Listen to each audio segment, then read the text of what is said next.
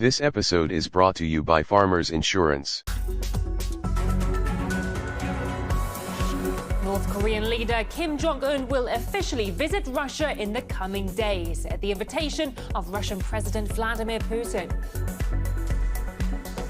The death toll in Morocco nears 2,500, with thousands more injured and displaced in the deadliest earthquake to hit the country in 100 years. The 22nd Iran Confectionery Exhibition is the biggest specialized event on chocolates and other sweets in Iran and the Middle East. The chocolate business is a special industry in Iran, and his sweets are famous around the world. Well, we've had a tempting visit to a chocolate exhibition in Tehran. We take you there.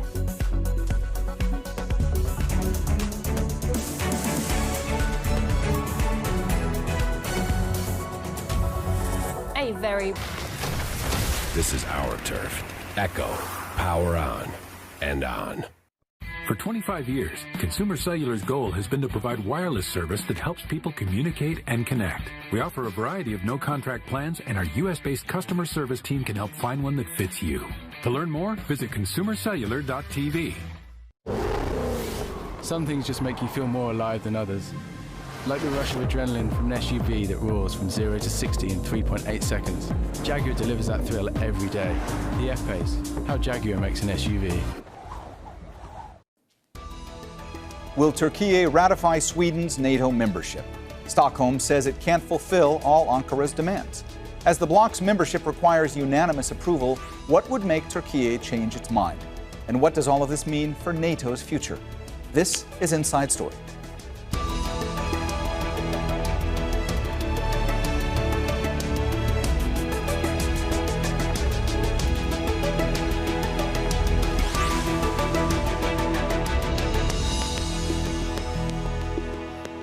Hello and welcome to the program. I'm Mohammed Jamjoom. One of the many fallouts of Russia's invasion of Ukraine has been that previously neutral Nordic countries...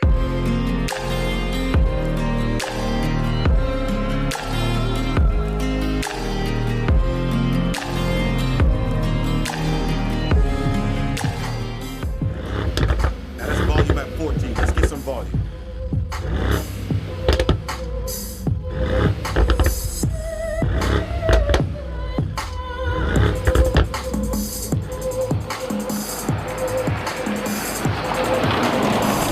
So setting off here in the 2023 Integra. So the first thing you notice about this, well, you have a really nice low seat. Visibility is really great, especially being a wagon. You have a great view out of the back. Definitely better than the RS7 in that regard. But you also can sit nice and low in these. And I really love how you have a great seating position and just feels very sporty. Another thing I'm really impressed with is this dynamic ride control this vehicle has. So it's like a $1,200 option, and it's really interesting. So standard RS6 Avans come with air springs and adaptive dampers, and it's a very nice ride. I sampled that in the RS7. It's really impressive with the ride quality and also having a nice firm ride whenever you want it to be with the sporty, drive modes and stuff. But with this one, with this dynamic ride control, it actually gets rid of the air springs, goes back to regular coil springs, still has adaptive dampers, but the dampers are actually linked diagonally with hydraulics, and so that's supposed to improve compliance and also minimize roll even more than the already very high benchmark they already had here with the regular suspension setup.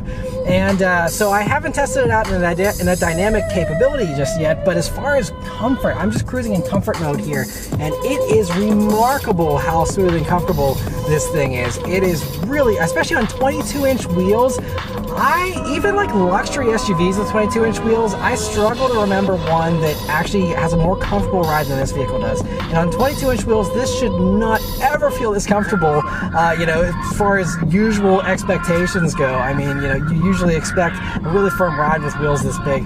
And this is super comfortable to be an amazing daily driver, and everyone would think that you're getting beat up in here with these huge wheels, but you're really not. It is so comfortable. I really am blown away by the comfort. But other things here, so you also have really great throttle response, and the brakes also feel nice and responsive. Now the carbon ceramics this one does have, which are like $9,000 or something, they do lose a little bit of their bite towards the bottom of the pedal travel. So basically whenever you're inching up, you really got to put a little more pressure on the brake pedal for that last brakes, a little bit of stopping sometimes. So they're not as easy to use, I'd say, as regular brakes still, but it is such a minor difference compared to the carbon ceramics of old. I mean, these are so easy to use and still feel so good and give you a higher top speed as well. That's over 200 kilometers an hour, over 125 miles an hour. Wow, impressive how smooth the car did that with the all-wheel drive, rear wheel biased, all-wheel drive. Also with this RS Dynamic Pack we have here, not only the rear axle steering, but also the rear sport differential. Wow, amazing. And look at that, I mean, how silent the car is here at 160 kilometers an hour. Look at that lane change now, high-speed lane change. It's like nothing for the vehicle. Remains so calm. Yes, quite stiff. Okay, you know, it is stiffer from the air suspension here in that sporty version. Also the 22-inch wheels make it definitely stiffer. Yet again, still comfortable when the road is, you know, quite even. Now on the brakes, you really have to give them some push, definitely, but very good braking performance, no doubt about that. Wow, really cool. And I mean, how agile this car is. It's a really, you know, it's a full-size vehicle, and the steering input here is so precise. There's no dead zone area. It's pretty light to steer, yes, even in that sport mode. A little bit stiffer, a little bit more resistance in the sporty modes. You can also individualize that. Yet again, I mean, it's really cool. You don't need any, you know, long steering ways. So everything can be done without putting the hands off the steering wheel. And that's of course also, you know, safety relevant, definitely. So what about here in the tunnel? Let's lower the window.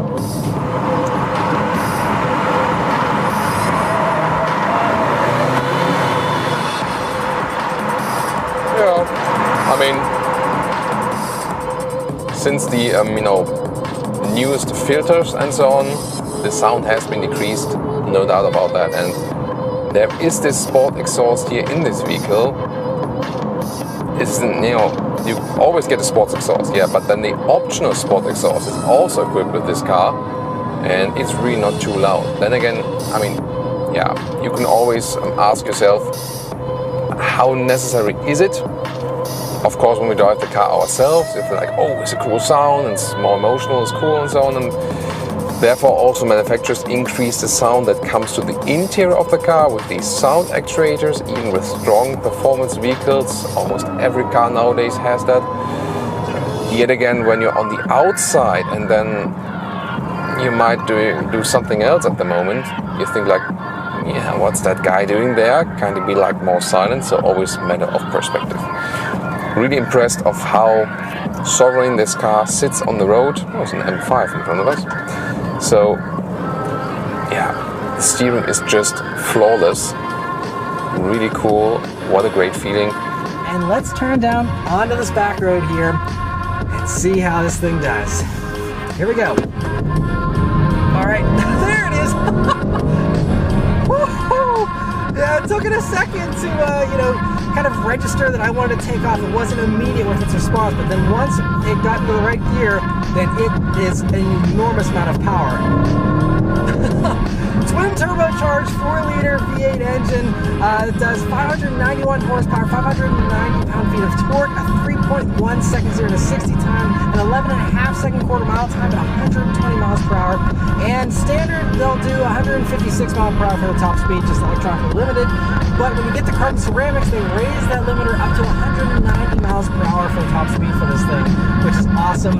And man, it's just, it is so much power. And here, this one, the big V8 4-liter and the 3-liter TDI, the diesels, have the classic 40-60 distribution, front rear, so rear wheel bias, and then of course a little bit more varying than depending, so you can get even more power to the rear wheels when you really accelerate out, and of course also a little bit more power to the front wheels. So very amazing also how silent this car was when we accelerated it out. And even though, you know, yeah, the road was dry, and now it's starting to pick up the rain just a little bit, but this all-wheel drive really got it very well to the ground. All the power we have here from the 600 horsepower, that was pretty cool. And I think this car still somewhat gives you a compromise between sportiness and comfort. The S6 does that better in a way, of course. Yet again, in Europe, only available as the diesel anymore. And that 3-liter diesel is really a very good engine. It's really efficient. So you've seen it in the A6 All-Wheel review recently. You can drive it with a very low fuel consumption. That was pretty amazing. A good motorway vehicle. It will be a little bit different than here with this V8 petrol engine. So we have to be aware of that. Of course, this one has more motion because especially you don't have to wait that long till the power sets in. That's different with the diesel. This is a more spontaneous throttle input. Let's go to the RS mode once again. Here we can throw it out once more. Now already starting from about 85-90 kilometers an hour. Let's go. And it should be great. You know, more power is always more fun, right? But it's just, you know, plenty of power here with this one as well. And switching back to comfort mode for a minute here, we're on this road that's a little bit rougher. It usually generates some extra road noise here. And of course, this thing, you know, is loaded up with sound deadening material, and obviously it's an Audi, it's very refined, and so you have very little road noise. It's also really smooth again here back in comfort mode. You know, even though this road's a little rougher, you really don't feel much of that through the cabin here. It's very, very impressive with all that. And anyway, we're going to go back up here though into the RS2 mode, but everything's in its spurious setup in that, so stiffest dampers, everything is all amped up. It also has stability control turned off in that mode. But we're coming up some corners here I always take, and let's see how the RS6 Avant handles. Very, very well. Better than it should, because, you know, it still has a front bias weight distribution, and this thing weighs 5,031 pounds.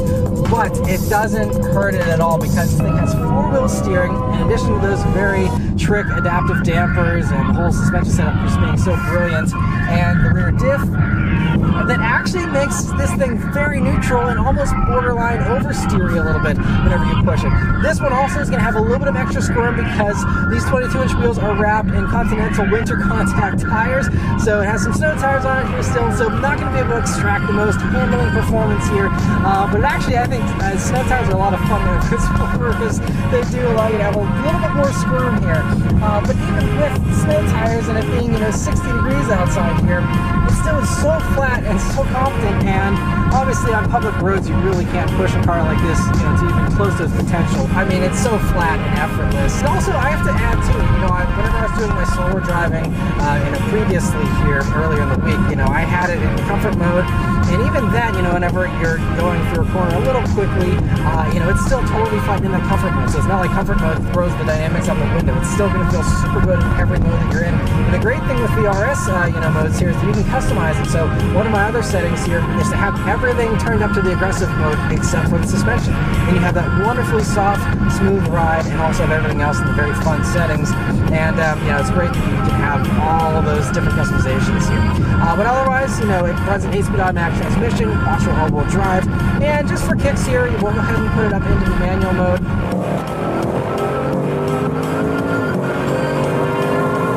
Wow, that's 160 kilometers an hour. Interesting. Now I'll turn off the RS mode just for safety precautions. Also, rain has picked up here once more, but even though it's raining, it's remaining perfectly silent here, and about 160 kilometers an hour. Wow. This car is sticking to the ground, definitely. The air suspension in the auto mode is more comfortable than it would be in the RS or dynamic mode, so it varies a little bit. Here at higher speeds, it's already going lower, 10 millimeters lower even than it usually would be. Lane change here, so easily done. Yeah, this is definitely one of the motorway cars overall. Pretty cool. And again, when I'm doing like a high-speed lane change, how safe the car feels. Great in the handling. Very, very impressive. So, and I think the compromise between sportiness and comfort would be even a little bit better than with the 21-inch wheels. Of course, 20-inch wheels will even be better for the riding comfort, but they do not offer it with the RS model. They think then, yeah, let's leave that, you know, to the non-RS customers actually. Now seeing the cruise control, 100 kilometers an hour, 60 miles an hour, which would be a suitable motorway speed on, you know, a lot of different motorway parts. Now the roads all dry again and super silent once more. It's very dark here in this interior with this dark Alcantara ceiling, definitely. Here the lane keeping assist is also working, but I can also deactivate it if I just want to steer on my own and just let the speed, you know, be ruled by the ACC, the adaptive cruise control. So, I'm pretty impressed. It's not that you need a secondary vehicle, you can drive it as your primary vehicle, of course. Then suspension and wheel choice will be important. Shifting down yourself is always very cool, not only when going downhill, of course also when going uphill. Here then also appears M mode in the middle display. Special shifting levers, also shown that earlier, here for the RS model with the gap right here. So everything you touch and feel is very good. Just sometimes, mentioned in the interior part, this, you know, big middle console here, the top part, when there are some, you know, notable temperature changes throughout the day, throughout driving, it tends to make like a rattling noise sometimes, because the material is just working, so much material working there. But that's not like all the time. It's like once when it adapts to a new temperature or something, and then it's gone again, like for the next hour or something. So it's nothing. I mean, I've also spent in the A6 Allroad like hours and hours and hours on motorway. It's nothing which you would be like disturbed with, and you can only hear it when you don't have the music on, for example. So, but of course we also want to mention the weaknesses of every vehicle here on Autogrill. So, very interesting ride here today with the Audi RS6. One more slalom before we go to a little bit. This is so awesome. Let's get crazy. And try out some manual shifts here. Man, the way this thing gets up to speed is hilarious. It is really snappy for the transmission too. It feels almost as quick as a dual clutch. It really is so good. Even though thankfully it is a torque converter, so it gives you the nice smooth inching up in traffic, all that kind of stuff. But yeah, I'm very thankful to have those carbon ceramic brakes here. Although the standard brakes aren't small, even on a regular RS6 Avant, you're gonna get 16.5-inch front rotors, 14.6-inch rotors in the rear. You know, tons of braking capabilities still. But the carbon ceramics just, you know, amp that up even more. But yeah, I think, you know, the transmission, it's pretty intelligent, but I think sometimes it does get in the way a little bit to muffle things a little bit. And I think when you're in manual mode here, I think you know, when you're holding those gears, it really allows that engine to flex its muscles and really show off what it can do. It just, once that turbo really comes on full blast, it feels like this thing wants to get off its leash, and it's just desperately trying to go faster. And oh, I love the way this thing drives. Launch control active. Woo! All right. Woo! There we go. Wow, okay, launch control is where it's at. That is where you're gonna really get that impressive acceleration. Woo! Yeah, there's that 3.1 seconds 0 to 60, and it's amazing how the nose lifts up too, considering how low this thing is. I didn't think there was that much suspension travel, but you know, I still wish that there was a little bit of a quicker response from this transmission, because even with everything turned up to its sportiest settings here, I'm still, you know, there's that 1-2, okay, now we're going kind of thing. And you know, so I really love that since the manual shifting is so good, if you are in an enthusiastic mood, just, you know, do the manual shifting and you're gonna have a blast, and it's gonna give you those responses really quickly, and, you know, give you exactly what you're looking for there. Yeah, this thing, oh, and I can really feel that torque vectoring rear diff really working a little bit more. I think it has to work a little more, especially with the snow tires here. It realizes it has a little less grip probably than it's used to. But you know, this thing though, it's really just impressive. I'm always impressed with all these RS Audis. Of course, they're the highest performing ones out there. They're some of the best in their class consistently, and they're all a blast. But this one sounds great too. That sport exhaust. I do wish there's maybe a little bit of the crackling and popping that you get from some of the other RS products. We got some more tight corners here coming up. Alright, so I got to try and want to push a tiny bit there on that corner exit, but I think that is mostly the tires to blame here, these winter tires. You know, I'd love to try it on summer tires to compare, but I'm going to cut some slack here, because I mean, the driving it's doing here, even on snow tires, is very impressive. The last couple of tight corners coming up here, man, I can get used to this thing. I would love to own one of these things. Ultimate daily driver. You have amazing comfort, amazing performance, amazing handling, amazing practicality, and amazing luxury. So yes, struggling to find other words here in my thesaurus, but yeah, I would just say everything feels amazing to drive. And I take back what I said about the exhaust, because actually whenever you're at lower RPMs here and you're accelerating, it does actually do a little bit of crackling and popping. But we gotta merge onto a highway, so let's get to it. Woo, this thing. It's so quick. You can only keep your foot in it for a few seconds, and then you are already at the point where you need to slow down if you value the speed limit at all. But man, this motor sounds so good.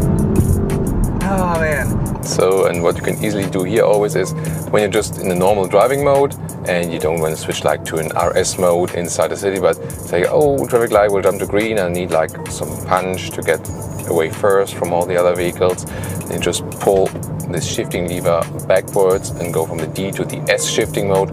That goes to gear lower, turns up the gears higher than, shifts later up, shifts earlier down. Then you're already a little bit sporty, because the base setup of this car is of course already sporty. Air suspension here 20 millimeters lower as usual, and I do feel that really sitting a little bit lower.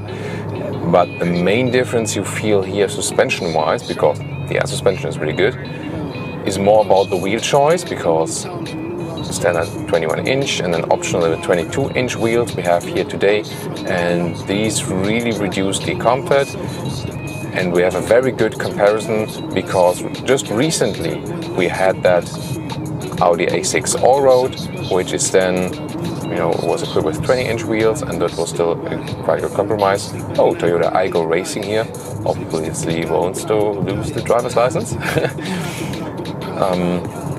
Yeah, we always obey speed limits, even with fast cars, because we still need our driver's license. So, yeah, back to the air suspension and the wheel choice. So if you go for the RS model here, definitely do not upgrade to the 22-inch wheels. Yes, they really look amazing, but they reduce the comfort even further. And when I'm here now, like, the road is not that well done. It has some bumps, some damages in it. Whew. Anyway, we're on the highway now, so we'll go ahead and try out the adaptive cruise control system, which is an option, believe it or not, on these still. I'm kind of surprised, but they do have that as an optional extra here. We're going to turn it on and see how it does with the driver assist stuff. But I have the lane guidance assist as well as the adaptive cruise and all that stuff on currently, and it just handled a gentle corner there, no problem. I was just kind of testing it out to see how it would do. We got a gentle corner here as well. And the steering assistance is really confident in this one. There's other Audis where it hasn't been amazing in the past for me, but this one is really top notch. It's really doing a good job of keeping it nice and centered in the lane. It's not ping-ponging. So politic. Obviously, Vietnam is playing all sides in its effort to advance its own economy, and that's not surprising. But you know.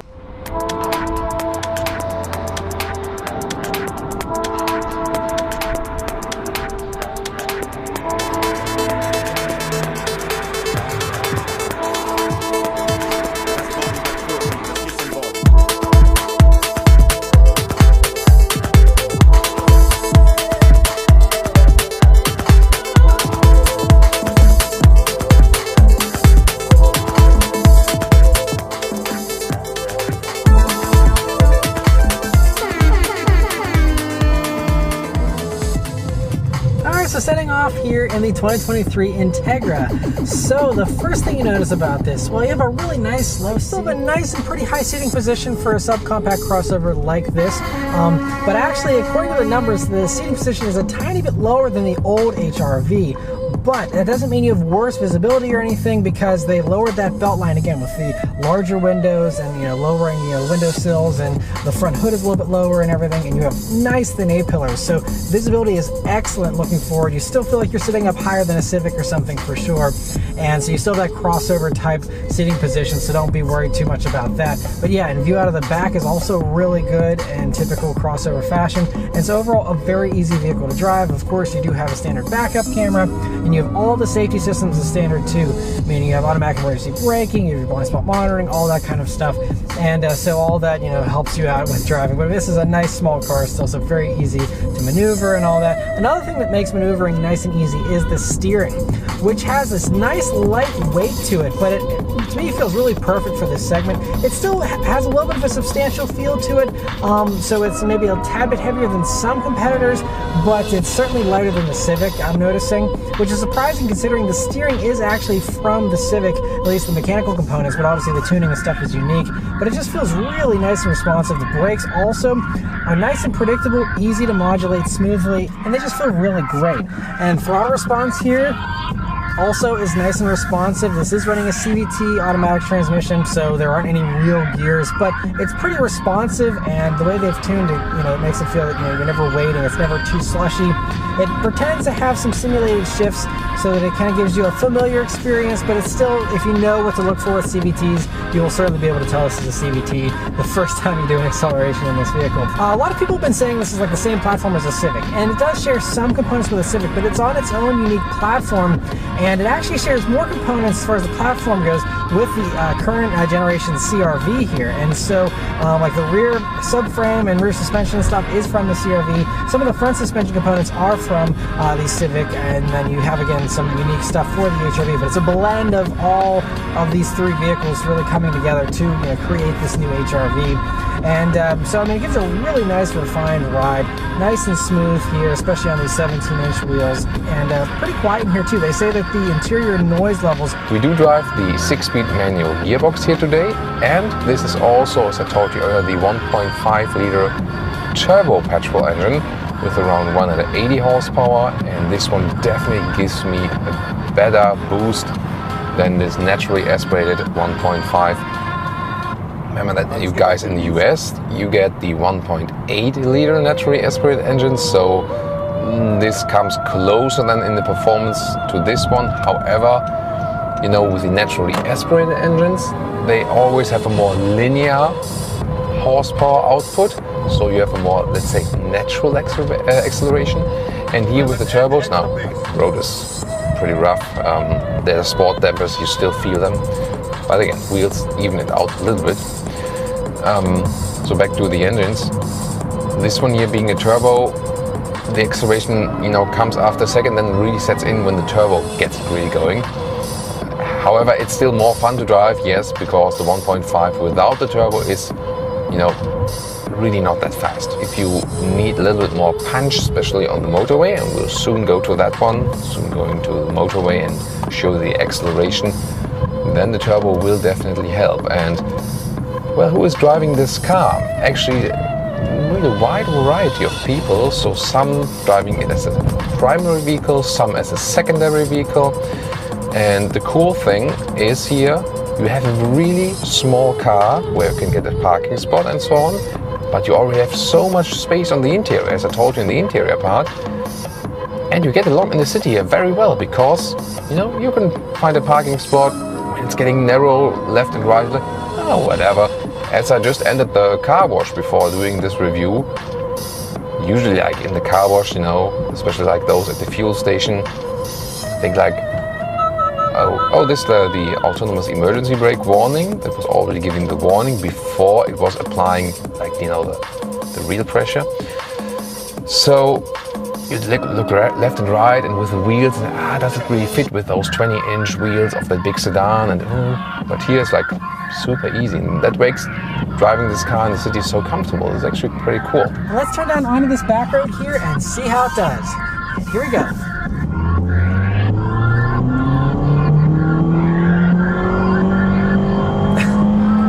Showing its CVT tendencies a little bit.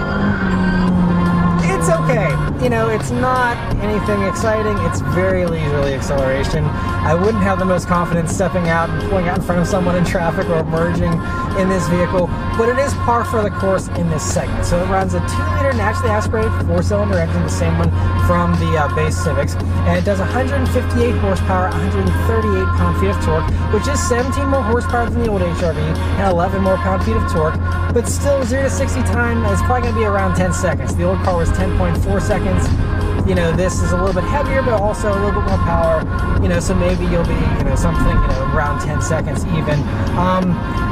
So it is what it is. That's what you get in this segment. Really, the only punchy stuff in this segment is the Mazda CX-30. That is 186 horsepower, and that also has a turbo version with 250 horsepower, 320 pound-feet of torque. That's the hot rod of the group by a long shot if you're wanting actual performance in this segment. The Hyundai Kona also has a turbo option that feels nice and punchy, and even like the Subaru Crosstrek though offers a version with about 185 horsepower or so. So there are some punchier options out there.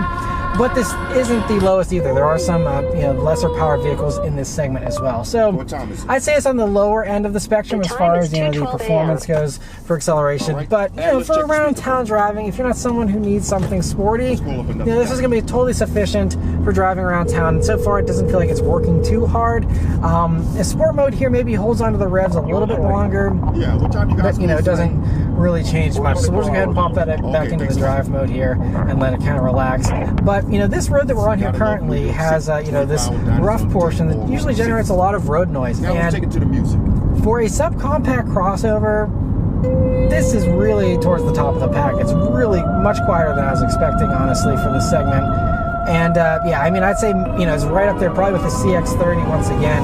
Might even be a little bit better than the CX-30 with the interior noise here. It feels really, really nice. But we're coming up some corners here that I always take, and let's see how the HR-V handles. I'm not expecting anything sports car-like here, but considering you have some Civic underpinnings, and it is nice and light too. There's only weigh 3,333 pounds, fully loaded like this EXL with the all-wheel drive. And so the handling, again, the 17s certainly don't help. The 18s on the Sport would be my pick as far as, if you want something sporty. But, it handles itself really well. It actually is really nice and flat. Tires gave me a little bit of a protest there, and you can hear my stuff flying around in the back, but it actually does a really good job. I kind of wish there was maybe a little more feeling in the steering whenever I was doing some cornering. It doesn't really load up very much. It just kind of feels a little disconnected, but it still was better than, again, most vehicles in this segment, and so I still really love the weighting of the steering regardless. One huge improvement though with the HR-Vs here for these new ones is you have a multi-link independent rear suspension. The old one used to have a torsion beam rear suspension, so a lot more sophisticated here, should give you better handling for sure. Now I have not driven the old HR-V, so I can't directly compare it with that vehicle. I'd say that this certainly handles a little bit better than a Corolla Cross, for example, and feels really good. Might not handle quite as good as something like a Subaru Crosstrek or the Mazda CX-30 once again. But then again, you already have quite some nice comfort. I have this upright seating position here, and I could very well imagine also going on a longer journey with this car without having to upgrade to a higher segment. And that's of course this SUV or crossover building style which really contributes to that, because otherwise in those, let's say, normal low seating car concepts, there's hardly any small normal car vehicle like like Volkswagen Polo or something which really gives me a long-term comfort. Like even not the best ones of those, they usually have to go up a segment, and even I would say, towards the mid-size sedan or estate segment, then I really know I usually have a comfortable car also for longer drives. With those SUVs or crossover, I can even go for a smaller one and still already have a comfortable drive. And that's just more, that also leads to those globally surging SUV sales, but especially in the small and compact segment. So when people say SUVs are to blame for everything. Well, it's not about those huge SUVs, Most SUVs that are bought nowadays are those small and compact ones, especially in Europe. So really interesting, and usually they use the same technology as the small or compact cars, that the fuel economy is not necessarily any different, as with those platform brothers, which are not the SUVs. So I have to bear that in mind. So far, pretty interesting drive. You heard that CVT like, and now we're at 145, 154, sorry. Yeah, in German it's always the other way around. 154 kilometers an hour, that's it. Of course it's quite noisy here also at higher speeds, but not as noisy as expected actually. And now let's go back to a reasonable motorway speed, like let's say like 120 kilometers an hour, 70 miles an hour, and here it's actually fairly comfortable. Suspension also doesn't shake up too much. Steering wheel is actually quite direct. Brakes now, they're nice. You feel the car doesn't weigh too much, so that's actually a good thing. And overall, you have this upright seating position. not too bad as for the motorway performance, I have to say. And I mean, you don't have most fun with this drivetrain, of course, acceleration-wise and so on, but still just did the test now, being just curious about the features of the vehicle. But the main feature here is, of course, that you have low fuel consumption. So even with motorway included, you can easily score some 5 liters on 1 kilometer. So let's say 50 mpg US, more than 50 mpg UK. It's of course decent. And if you have more city track and so on, use more of this electric drive, even better. So even better results are possible. I had it also earlier. That's of course pretty cool. So the system is somewhat complicated, yes, but consumption-wise, it does work. So when we're here at higher speeds, motorway and so on, the wheels are directly powered by the combustion engine. That's of course also the most efficient thing to do. Then of course you can also get the non-hybrid version depending on the market. In Germany, for example, you can only get the hybrid. But in the US, for example, you will also get the pure combustion engine version. And so far so good, you don't hear it too much actually. And here going, some slalom. It feels actually quite nice and sporty considering it's still an SUV. But then again, you have this more upright seating position, which is again better for long-term comfort travel. Just the head restraints, they are a little bit stiff actually when you lean onto them. Other than that, the seats are actually quite plush. That's okay. So now getting off the motorway and when I'm off the gas, directly in the pure EV mode again, I'm also gaining back energy. I can either do recuperation with the brake pad, or I put in here the shifting lever. To B mode, I like a little bit more engine brake, or I like a little bit more recuperation, or this kind of EV feeling. So, but you can vary it, depending on that. Let's go with B mode here, just a little bit more. Now combustion engine is on because I hit the throttle a little bit harder. Now again, just the EV mode.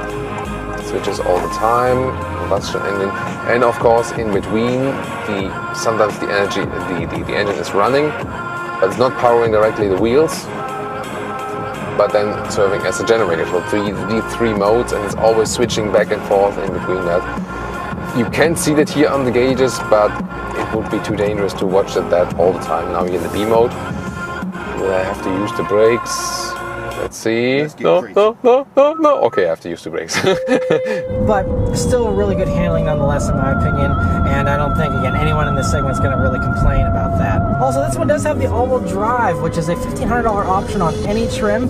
And the all-wheel drive system is improved. One of the great things about it is it is a mechanical all-wheel drive system, which is something not all the competitors offer. A lot of them do, but it's just nice that it is a true all-wheel drive system with a mechanical connection. And they said it's been improved, so it's quicker to react now, and it also sends more power rearward. And they say if you're starting on a hill, for example, or it detects that you're on snow, it will actually immediately send power rearward whenever you're starting from a stop to automatically kind of help you out so you don't have a bunch of front wheel spin.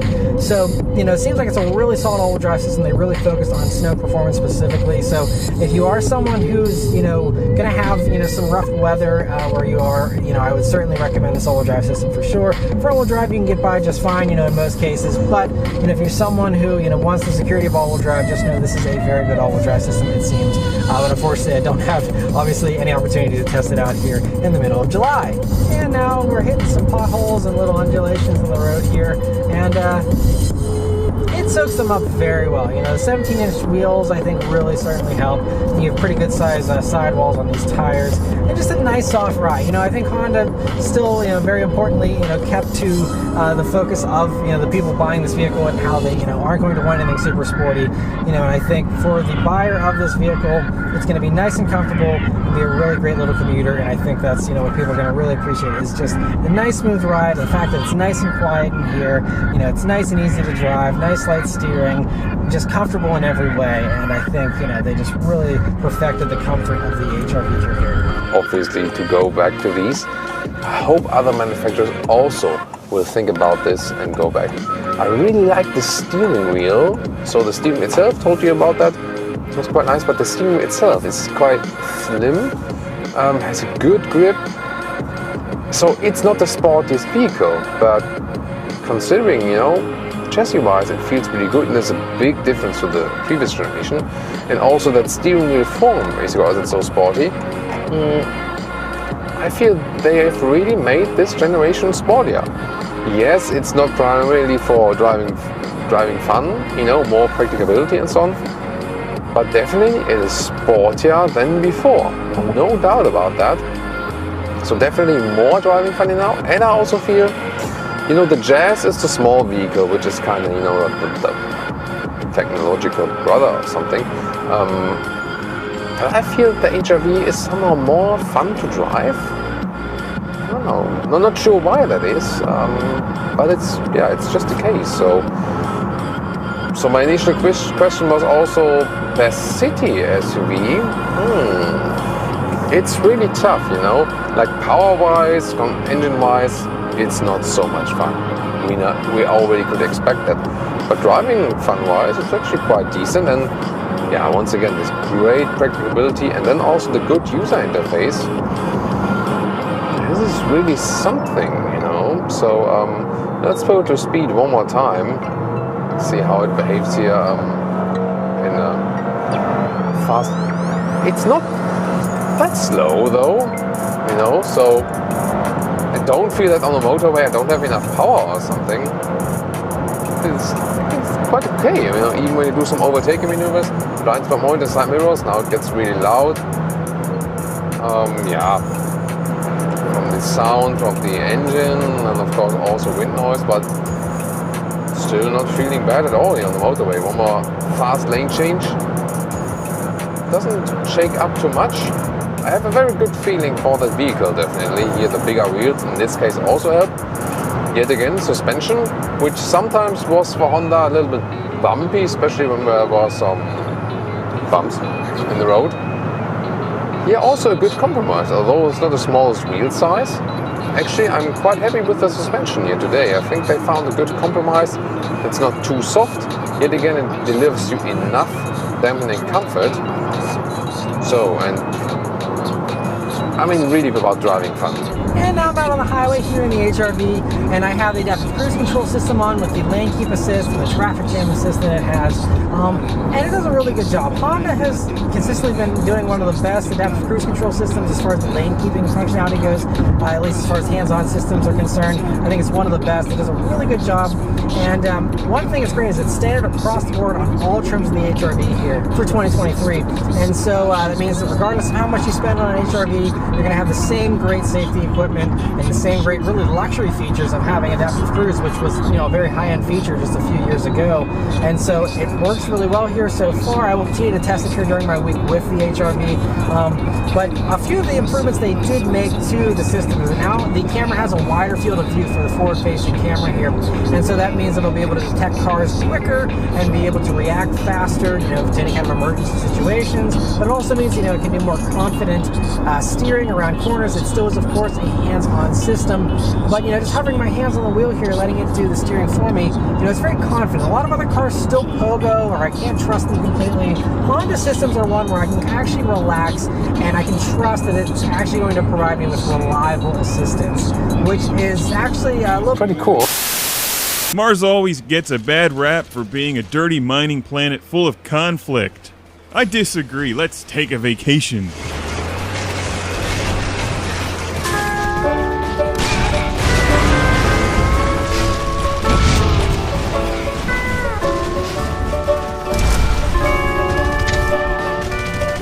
Palm trees and sunshine are boring. Being able to blow the crap out of everything that's moving or not moving, now that's relaxing. Red Faction Gorilla. Take a trip to Mars. You don't even have to visit Recall. You can just do it on your PlayStation 3 or Xbox 360. But they forgot another important console, Vectrex. This would look excellent in vector-based graphics. Little green lines flying everywhere when you blow things up. Got your sledgehammer and charges? Good. Let's see what you can do. Bringing down the man with force. Lots of it.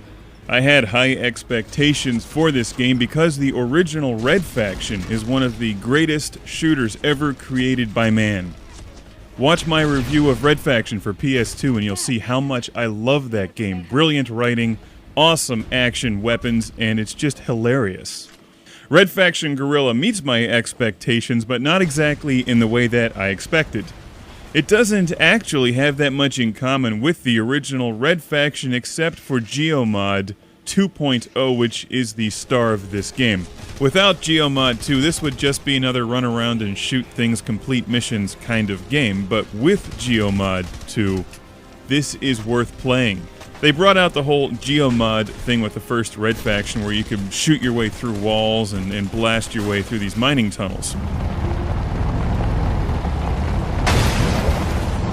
It actually was not used all that effectively in the first game, but here the entire game revolves around Geomod 2, bringing down buildings, destroying things, seeing pieces flying everywhere, and then collecting salvage, which is the equivalent of money.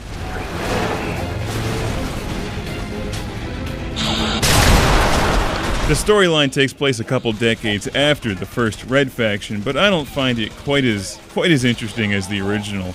The first game is hard to beat. To be fair, it was genius.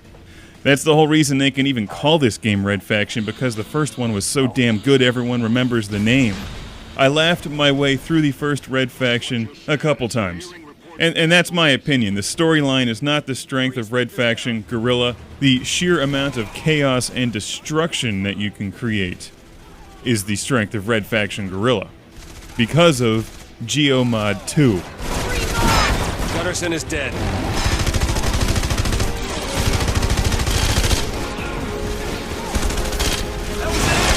Just look how nicely things blow up and fall down.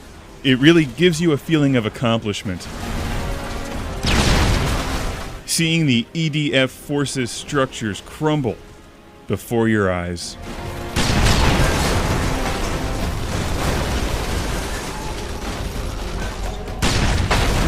Just be careful not to let them land on you. I did get crushed beneath a few buildings and turbines. You know, it happens.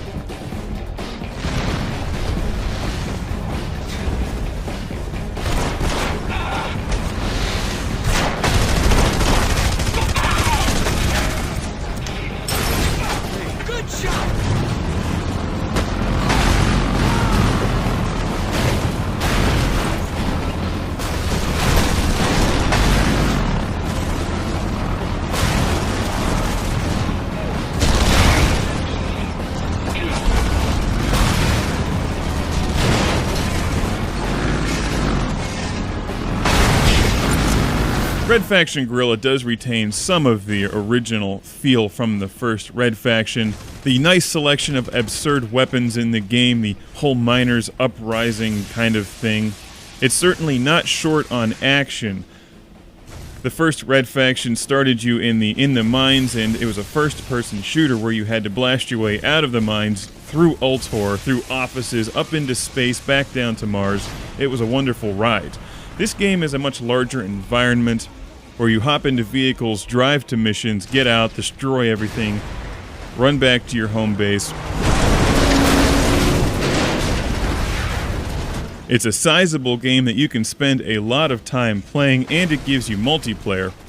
Not so secretly, I wish that they had kept this series more in line with the first one, which I found to be a non-stop, adrenaline-fueled thrill ride. This one is just a completely different game. You can spend more time just running around, finding things to destroy, picking fights with the EDF, and attacking people with a giant sledgehammer.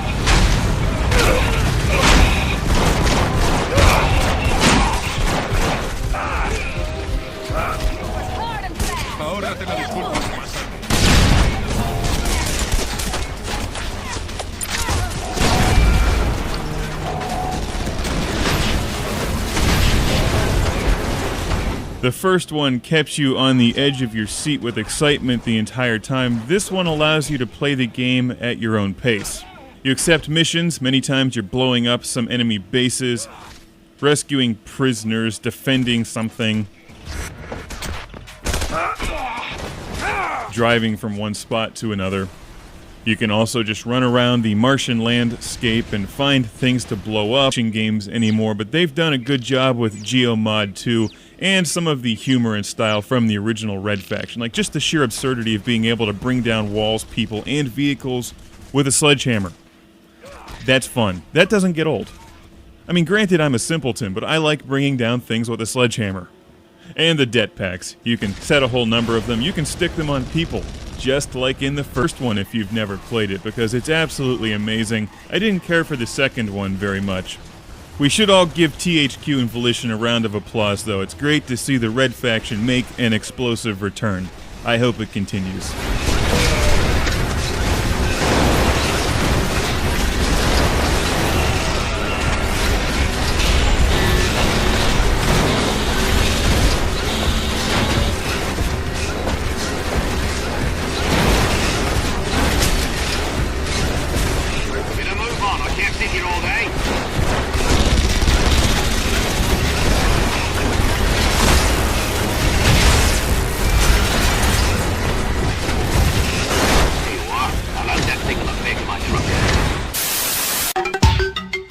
Recognize the admission of Finland and Sweden to NATO, because we all know that, looking from an historical perspective, NATO members have brought their national issues to the...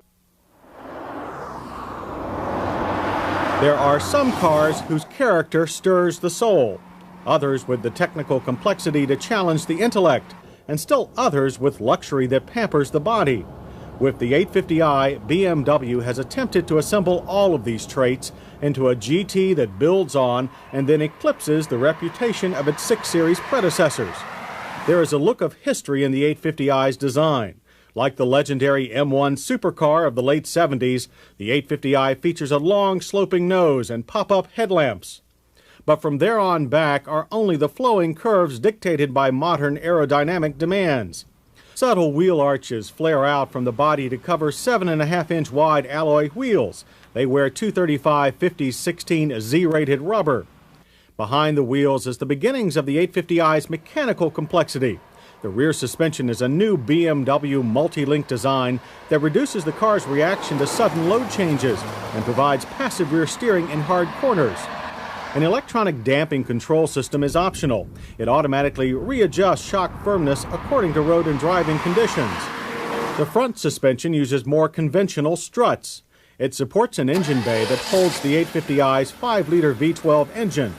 Despite its 296 horsepower output, the aluminum block unit, which also lives in the 750iL sedan, is the lightest V12 available in a production car. But different intake and exhaust tuning give it a slightly more aggressive sound than the sedan.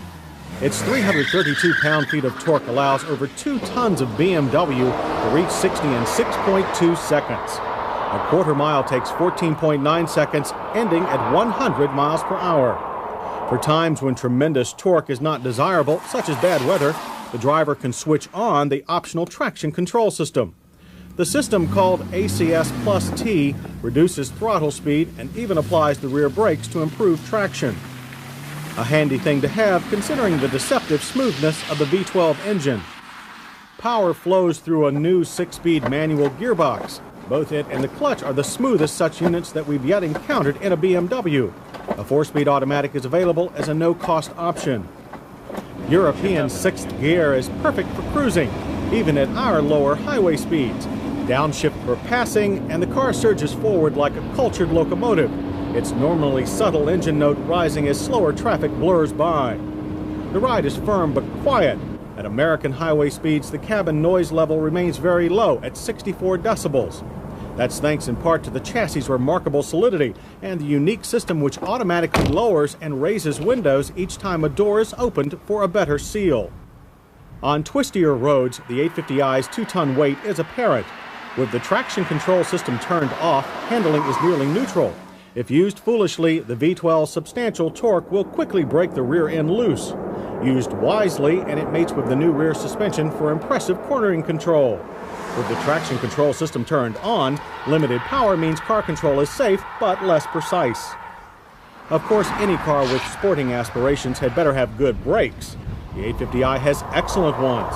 The huge 12.8-inch disc and standard ABS yanking it down from 60 in only 108 feet. But for all its sporting abilities, the 850i does not. Gauges are large and very clear, but in the German tradition, surprisingly sparse. Luxury-oriented or not, this is a performance car. Oil pressure and volt readouts, if you please. Nestled at the top center of the sloping dash is one of the most comprehensive trip computers that we've ever seen. Below that sits an easy-to-operate and very powerful cassette stereo. The controls also operate a multi-disc CD player, which resides in the trunk for better security. The dual automatic climate controls are standard BMW style, and that means all but idiot-proof. 850i buyers also get a standard cellular phone as part of the package. To say that rear seat room is tight in the 850i would be an understatement, and thanks to the minimal forward seat back movement, getting in or out is almost impossible for your average adult. And if you don't lock the backrest into position properly, the trip computer will tell you so. Trunk opening can be clumsy due to the odd vertical lock position. The opening requires you to slide rather than drop cargo in, but the space itself is quite generous. By this point, you're probably tired of details and aching to know the price of all this, so here it is. The 850i retails for $73,600. With its optional forged alloy wheels, traction control system, and automatic shock damping, our fully loaded test car goes for $77,570. That is less than a Mercedes-Benz 500 SL. But more than just about everything else on the road. But considering the 850i's level of technology, that's not surprising. BMW's ultimate Grand Touring Coupe is a rolling showcase for Bavaria's engineering talent. But unlike some sterile show car, it's also a machine that touches a driver on a more emotional level, while the tactile and visual senses are pleased by its luxury and styling. All in all, the 850i is a most impressive achievement that shows both how much BMW has learned and how much it remembers. This is a situation where you still have a communist government. Platform of the alliance whenever any particular topic came to the agenda. Let's to thank one of our sponsors, Farmers Insurance. It's all you. No, I insist. It's your turn. Nope, I think it's your turn. I appreciate you so much. Thank you so much. Go. I appreciate your appreciation. It fills me. Safe drivers save money with Farmers. Just for driving safely? It's a Farmers policy perk.